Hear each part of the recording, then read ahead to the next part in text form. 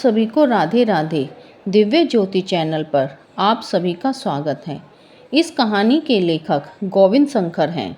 Part 1 में हमने सुना कि अरविंद मेहरा जो कि एक सीए का स्टूडेंट है, जो कि बार बार असफल हो रहा है। अरविंद और उसकी मम्मी नानी के साथ उनके घर पर रहते हैं। अरविंद एक पार्ट टाइम जॉब करता है। जब रात को ऑफिस से वापस आ रहा था तो काफ़ी घने बादल हो रहे थे। रास्ते में उसे 2 सिक्योरिटी गार्ड मिले जो कि तीसरी शक्ति की बातें करते हैं। विजय गार्ड जो कि बता रहा था कि सिलमपुर की पुरानी फैक्ट्री के पास वाले पीपल पर एक जिन्नात रहता है।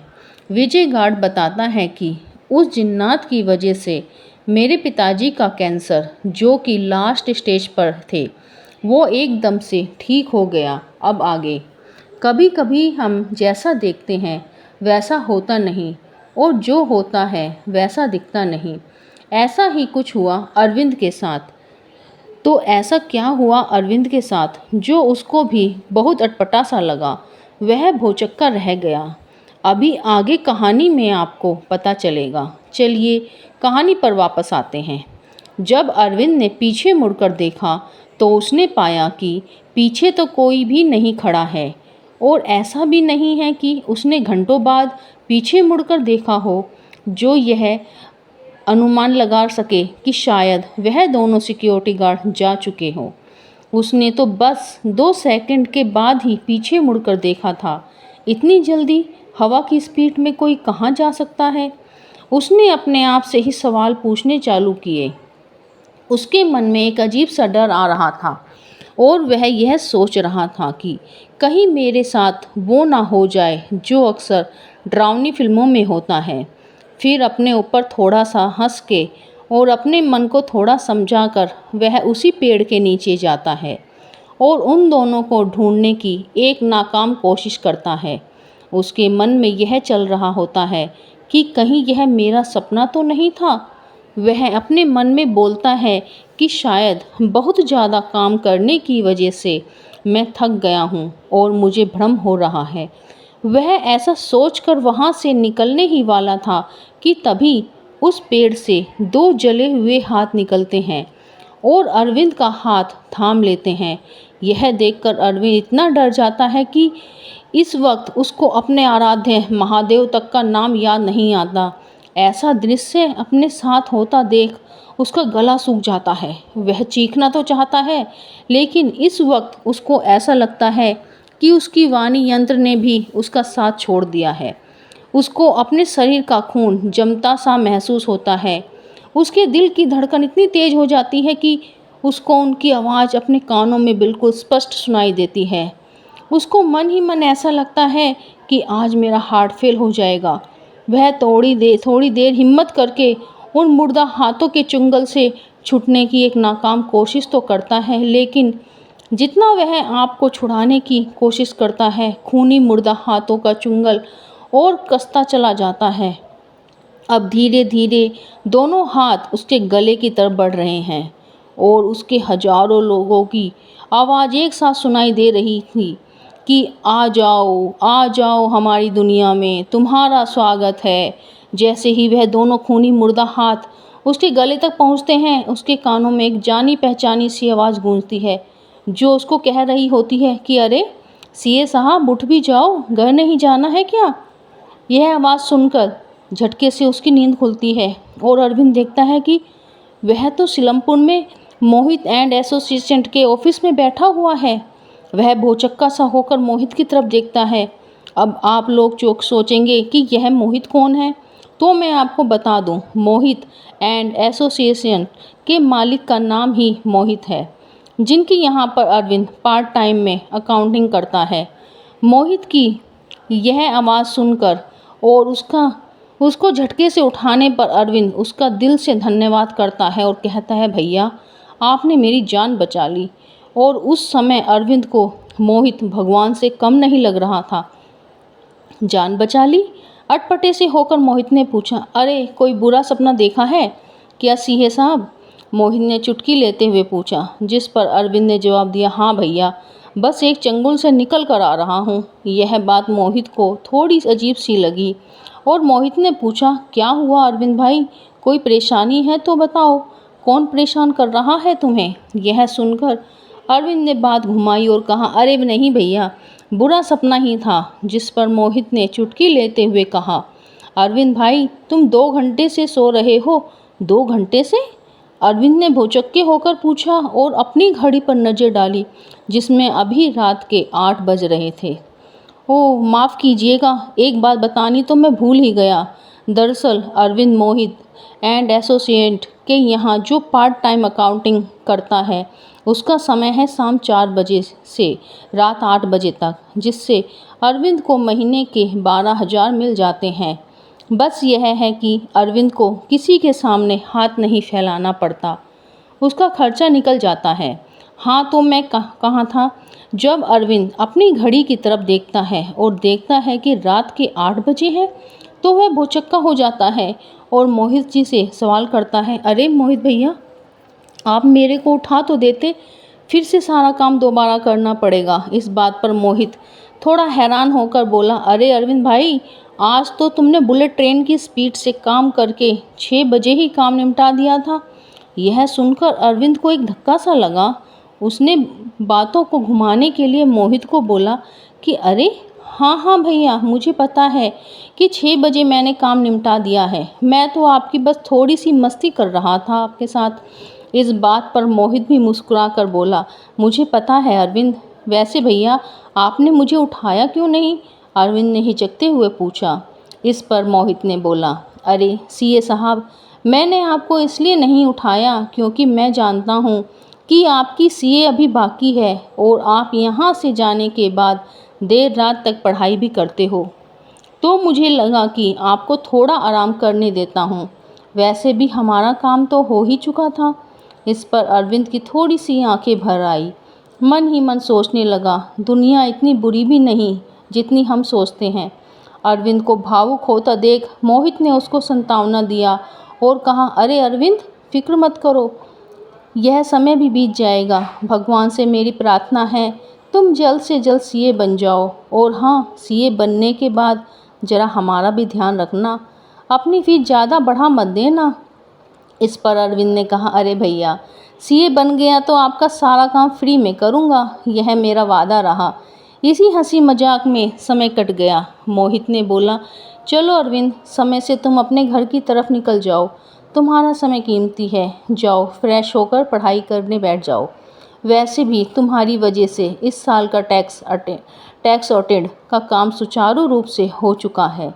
अब कल मुलाकात होगी। उन सारी बातों में, हंसी ठिठोली में, मजाक में, मस्ती में और भावुकता में अरविंद सपने वाली बात, अजय विजय सिक्योरिटी गार्ड, जिन्नाथ बाबा सब भूल चुका था। वह इन सारी बातों को एक सपने की तरह ही ले रहा था, लेकिन उसके मन में कहीं ना कहीं ये बात घर कर गई थी जिसका जवाब अरविंद को ढूंढना था। अब चूंकि अरविंद के सीए फाइनल के एग्ज़ाम 1 नवंबर से चालू होने वाले थे, वह बिना समय गंवाए मोहित एंड एसोसिएट से फटाफट निकलकर सीलमपुर मेट्रो स्टेशन पहुंचा। वहां से साउथ एक्सटेंशन तक पहुंचते पहुंचते उसको रात 9:30 बज का समय हो चुका था। अच्छी खासी चहल पहल देखकर उसके मन को एक सुकून मिला और वह साउथ एक्सटेंशन मार्केट से अपने घर की तरफ निकल गया। लेकिन यह क्या, वह सपने वाला पेड़ तो सच में ही था। यह देखकर अरविंद को बहुत ही अटपटा सा महसूस हुआ और वह फिर सोचने लगा, पर मजबूर हुआ कि जो मैंने सपने में देखा था कहीं वह सच तो नहीं। अपने मन को समझाते हुए हर सिक्योरिटी गार्ड में अजय विजय की शक्ल को ढूंढते हुए अपने घर पहुंचा। अरविंद ने तेजी से खाना खाया, पढ़ने के लिए बैठ गया। रात को 2 बजे तक पढ़ाई करने के बाद सोने चला गया। ओम नमः शिवाय का जाप करते करते उसको कब नींद आ गई पता नहीं चला। अगले दिन नहा धोकर फटाफट वो तैयार हुआ पढ़ने के लिए, क्योंकि उसको शाम को 4 बजे ड्यूटी पर भी जाना था। पढ़ाई का नुकसान भी नहीं करने देना था क्योंकि पेपर बहुत नज़दीक थे। ऐसे करते करते दिन बीत चले। वह जॉब पर गया, आया, पढ़ा, फिर जॉब पर गया, आया, पढ़ा। ऐसे करते करते पेपर पास आ गए। अक्टूबर की 30 तारीख में ही मोहित एंड एसोसिएट से अरविंद ने एक हफ्ते की छुट्टी ले ली। मोहित एंड एसोसिएट को बोल कर आया कि मैं अब 9 नवंबर से आऊँगा, क्योंकि मोहित जी की स्वभाव में अच्छे थे और वह भी सीए में हाथ आजमा चुके थे, तो इसीलिए अरविंद का दर्द समझते थे और मोहित जी अरविंद की सैलरी भी नहीं काटते थे। यह बात अरविंद को बहुत अच्छी लगती थी, इसीलिए अरविंद आज तक इनके पास टिका हुआ था। उन्होंने अरविंद को ऑल द बेस्ट बोला, कहा कि अरविंद फिक्र मत करो, इस बार तुम पहले ग्रुप में ही पास हो जाओगे। यह सुनकर अरविंद को अच्छा लगा, वह हंसकर वहाँ से निकल गया। फिर 1 नवंबर आया, पेपर हुए। अरविंद ने सारे पेपर सुचारू रूप से दिए। पेपर देने के बाद अरविंद रिजल्ट का इंतजार करने लगा, साथ साथ अपने काम पर भी जाने लगा। मोहित एंड एसोसिएट के बही खातों को भी संभालने लगा। ऐसा करते करते 2 महीने बीत गए। आज 14 फरवरी है, यानी परिणाम का दिन। आज मोहित की धड़कनें बहुत तेज हैं, उसके मन में हजारों सवाल आ रहे हैं। अगर आज पास नहीं हुआ तो फिर क्या। आज के दिन भी अरविंद ऑफिस में है और ऑफिस में भी उसको सब पूछ रहे हैं, सीए साहब कब आएगा रिजल्ट। अरविंद एक हल्की सी मुस्कुराहट के साथ कहता है, बस जी आने ही वाला होगा। घर से उसकी माँ और नानी उससे फ़ोन पर बात करके कहती हैं, बेटा फिक्र मत कर, जो होगा अच्छा होगा। अगर इस बार पास नहीं हो पाया तो क्या हुआ, अगली बार मेहनत कर लियो। यह सुनकर अरविंद को थोड़ा सुकून मिला और अच्छा लगा। उसने अपनी माँ का धन्यवाद करके फ़ोन काटा। थोड़ी ही देर में दिल्ली हाट वाले दोस्त संचित का फ़ोन आया। उसने कहा, भाई रिजल्ट आ गया, मेरा पहला ग्रुप पास हो गया, तू बता तेरा क्या रहा। यह सुनकर अरविंद के दिल की धड़कनें और तेज हो गई और उसने संचित से कहा कि भाई मेरी तरफ से भी तेरे को बहुत बहुत बधाई, लेकिन मैंने अभी तक अपना परिणाम देखा नहीं, देखते ही बताता हूँ। ऐसा कहकर अरविंद ने संचित का फ़ोन काटा। अपना परिणाम जानने के लिए लॉग इन किया। कांपते हुए हाथों से उसने अपना रोल नंबर डाला और सब देखा। फिर उसका जिसका डर था वही हुआ। अरविंद इस बार भी फेल हो गया। मात्र 10 नंबर से उसका ग्रुप अटक गया। यह देखकर अरविंद अंदर से बिल्कुल टूट गया। अपना मन मसोड़ते हुए कहने लगा, अब क्या होगा। इतने में मोहित एंड एसोसिएट का स्टाफ भी अरविंद से पूछने लगा, अरे सीए साहब क्या रहा रिजल्ट। जिस पर अरविंद ने उदास होते हुए कहा, अरे भैया 10 नंबर से रह गया। जिस पर ऑफिस का स्टाफ बोला, अरे कोई बात नहीं अरविंद भैया, अगली बार तैयारी कर लेना। एक मन मारती हुई मुस्कान देकर अरविंद ने बात ख़त्म करी। अपनी माँ को फ़ोन करके सारा हाल बताया। अरविंद की माँ, उसकी नानी ने उसको हिम्मत दी और दोबारा से कोशिश करने के लिए प्रेरित किया। ठीक है कहकर अरविंद ने फ़ोन काटा। अब थोड़ी देर में शाम हो चली थी। अरविंद ने मोहित एंड एसोसिएट के मालिक मोहित से कहा, भैया मैं घर जा सकता हूँ क्या, आज मेरा काम करने को बिल्कुल मन नहीं कर रहा। मोहित ने अरविंद की बात सुनकर हाँ में सर खिलाकर उसको घर जाने का इशारा किया। मोहित उदास में और तनाव में घर पहुंचकर मन मारकर खाना खाकर सो गया। मन ही मन महादेव से कहने लगा, बाबा कितनी परीक्षा लोगे मेरी, क्या तुमको मेरी खराब हालत दिखती नहीं है क्या। भगवान को बुरा भला कहकर अपनी किस्मत को कोस कर सो गया। अब हर सुबह वह जल्दी उठकर शिव मंदिर जाता था। यह उसका कई सालों से नियम बन चुका था और आज भी वह शिव मंदिर गया। बड़े ही उदास मन से उसने शिवलिंग पर जल अर्पित किया और बाबा से बोला, भोले बाबा मेरी किस्मत कब बदलोगे, क्या ऐसी ही तंगी की ज़िंदगी काटनी पड़ेगी क्या। और भी बहुत बुरा भला कहकर बाबा को वह अपने मन की भड़ास निकाल कर घर वापस आ गया। अपने करियर के बात को वह भूलने की कोशिश ही कर रहा था। उसको अपना सपना याद आया। उसने सोचा क्यों ना एक बार साउथ एक्सटेंशन की मार्केट में जाकर अजय विजय नाम के सिक्योरिटी गार्ड के बारे में जानने की कोशिश की जाए। ऐसा सोचकर वह तुरंत निकला। साउथ एक्सटेंशन के बंगलों के बाहर सिक्योरिटी गार्डों से उसने पूछा क्या। ज़्यादातर सिक्योरिटी गार्ड ने तो उसको मना ही किया कि हम किसी अजय विजय नाम के सिक्योरिटी गार्ड को नहीं जानते। यह सुनकर हताश होकर घर वापस जा ही रहा था कि तभी एक जज के बंगले के बाहर के सिक्योरिटी गार्ड ने उसको अपने पास बुलाया। पूछा कि अजय विजय से तुम्हारा क्या रिश्ता है, उनको तुम कैसे जानते हो। जब अरविंद सिक्योरिटी गार्ड को कैसे बताए कि अजय और विजय को उसने सपने में देखा। बातों को घुमाते हुए अरविंद ने कहा, अरे नहीं नहीं भैया, ऐसी कोई बात नहीं है। मैंने अपने मामा से सुना था कि यहाँ अजय विजय नाम के बहुत ही बढ़िया सिक्योरिटी गार्ड काम करते थे, तो मामा ने मुझे कहा था कि अगर अजय विजय सिक्योरिटी गार्ड मिल जाए तो एक बार उनको मेरे पास ले आना, क्योंकि हम एक नया शोरूम खोल रहे हैं ना, उसके लिए ज़रूरत है। इस पर वह सिक्योरिटी गार्ड बोला, अरे बाबूजी, अजय विजय को तो गुजरे 6 महीने हो चुके हैं। यह सुनकर अरविंद भौचक्का हुआ और उसने अपने मन ही मन सोचा, मतलब जिन्नात बाबा की बात भी सच है। अरविंद ने उनसे पूछा कि भैया अजय विजय की मौत कैसे हुई? जिस पर सिक्योरिटी गार्ड ने कहा, अरे भैया, अजय और विजय होली की छुट्टियों में अपने गांव बिहार जा रहे थे और जिस रेलगाड़ी से वह लोग जा रहे थे उस रेलगाड़ी की भयंकर दुर्घटना हो गई। दोनों बेचारों की तो लाश भी नहीं मिली। अब अरविंद का दिमाग घूमा, मन ही मन सोचने लगा, अब अजय विजय की मृत्यु हो चुकी है, उनसे तो मेरा कोई वास्ता भी नहीं था, वह मेरे सपने में क्यों आए? इसके पीछे क्या संदेश हो सकता है? कहानी से हटकर मैं आप लोगों को एक बात बता दूं कि जब इन पारलौकिक शक्तियों को किसी को अपने पास बुलाना होता है ना, तो वह किसी न किसी तरह से बुला ही लेती है। अपने मन की उलझन में उलझते हुए उसने मन ही मन यह निश्चय कर लिया, क्यों ना एक बार मैं भी जिन्नात बाबा से मिलाऊं। आखिर कब तक असफल होता रहूंगा? क्या मुझे अपने सपने साकार करने का कोई हक नहीं है? मन में एक उत्सुकता लाकर उसने ठानी कि कल रात को मैं जिन्नात बाबा से मिलकर ही आऊँगा। अगले दिन शाम को वह अपनी माँ और नानी से कहकर निकला कि माँ, मुझे रात को आने में देर हो सकती है, क्योंकि आज ऑफिस में पार्टी है, मुझे आने में 1 या 2 बज सकते हैं। रात के तुम खाना खाकर सो जाना, मैं बाहर से ही खाकर आऊँगा। माँ ने ठीक है कहकर अपना ख्याल रखने को कहकर उसको विदा किया। अब सीलमपुर के ऑफिस पहुंचकर वह अपने काम में व्यस्त हो गया। रात कब हो गई उसे पता ही नहीं चला। ऑफिस छोड़ने से पहले उसने बातों बातों में मोहित जी से एक बात पूछी, मोहित जी, मेरे मामा कह रहे थे कि सीलमपुर में कोई बहुत बड़ी बंद फैक्ट्री पड़ी है, क्या आप मुझे उस फैक्ट्री तक एड्रेस बता सकते हैं? यह सुनकर मोहित जी को धक्का लगा। मोहित जी ने अरविंद से पूछा, अरे सीए साहब, क्या बात है? अरविंद ने जवाब दिया, मोहित जी, बस मैं तो यह पूछ रहा था कि ऐसी कोई फैक्ट्री सीलमपुर में है या नहीं। मोहित जी ने हाँ में अपना सर हिलाया और पूछा, आपको वहाँ क्यों जाना है?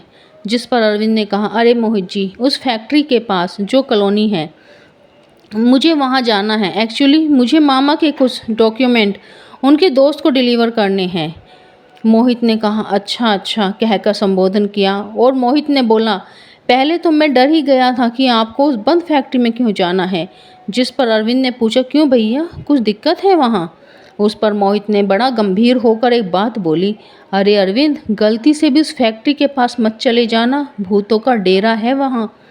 यह बात सुनकर अरविंद का गला सूखा। उसने कांपती हुई आवाज़ में बोला, अरे अरे नहीं नहीं मोहित भैया, मुझे तो सीलमपुर की कॉलोनी में जाना है जो फैक्ट्री के पास है। फिर मोहित ने अरविंद को उस बंद फैक्ट्री का रास्ता बताया, कहा कि हमारे ऑफिस से बस 1-1.5 किलोमीटर की दूरी पर है, यहाँ से ई रिक्शा पकड़ना, तुम्हें कोई भी छोड़ देगा। और हाँ, अपना काम ख़त्म करके फटाफट उस जगह से निकल जाना, वहाँ ज़्यादा देर रुकना खतरे से खाली नहीं है।